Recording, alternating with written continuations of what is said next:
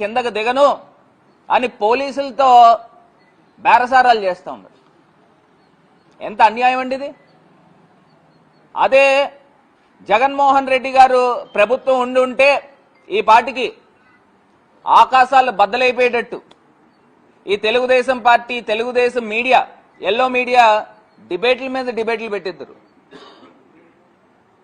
ఇవాళ ఏమైపోయారు వీళ్ళంతా? నేను అడుగుతా ఉన్నా, సూటిగా ప్రశ్నిస్తా ఉన్నా, ఎందుకు ఈ ప్రభుత్వము తీసుకున్న చర్యలు ఏంటి అని అడుగుతా ఉన్నా. మళ్ళీ కిందకు దిగిన తర్వాత అతను తీసుకెళ్తా ఉన్నారు. నేను ఇవాళ ఇదే అడుగుతా ఉన్నా, తిరుమల కొండపైన మద్యము మాంసాలతో పట్టుబడిన సందర్భాలు, అసలు ఎన్ని ఘోరాతి ఘోరమైన అపచారాలు జరుగుతూ ఉన్నాయని అంటే,